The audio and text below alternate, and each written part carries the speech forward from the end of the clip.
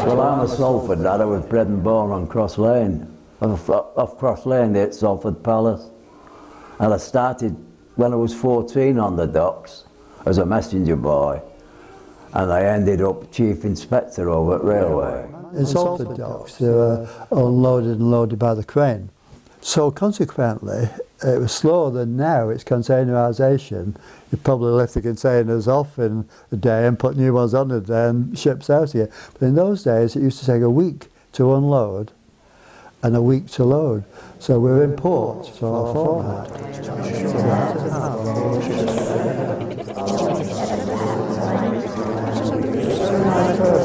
You know, they used to make maps pink with the British Empire, and he said, all this in pink is ours, this teacher said.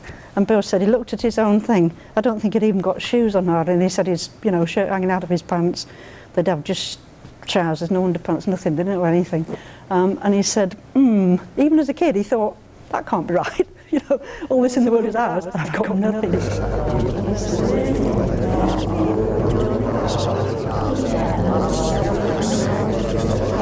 One Christmas time we got it bombed us for 10 hours on the docks.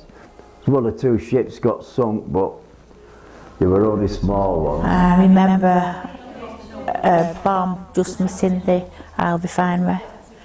One afternoon, my granddad threw me to the ground as the bomb was going over. And at night time, he was locking all the windows and we had locking all the doors and we had no windows in. We said, Dad, what are you doing? He said, I'm locking all the doors. He said, I said, what's the point? There's no windows in. You know, all blown out. And but we used to have good times down the shelter, you know, when it was Christmas time. And then we had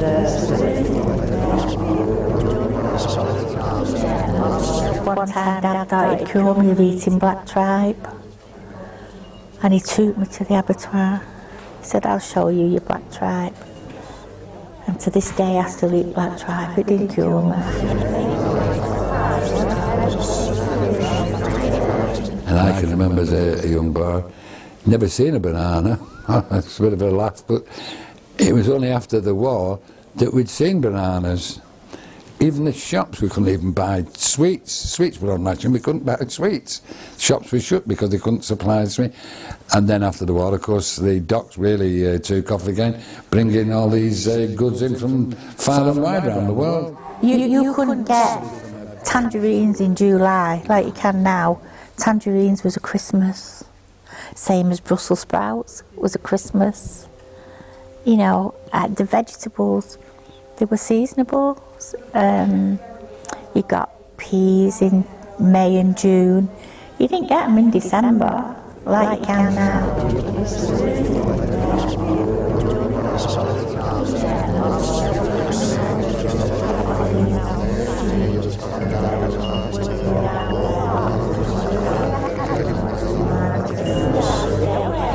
Salford docks were so vibrant.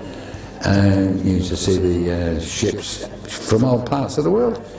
It was a tremendous big port, and lots of people don't realise that Salford was, even though it was a port, I think about 40 miles from the actual sea, and the amount of goods that used to pass backwards and forwards along the canal, and to me it's a shame that the canal isn't used today. I worked in the cotton sheds, which was situated on Pier 8 of Number 9 Dock. Pier 8 of Number 9 Dock is also now the Lowry Arts and Entertainment Centre.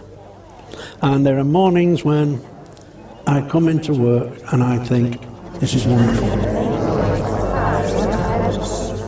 I always always remember a little boy lived next door to us, and food was so, anybody with a big family, they were hard put to with money.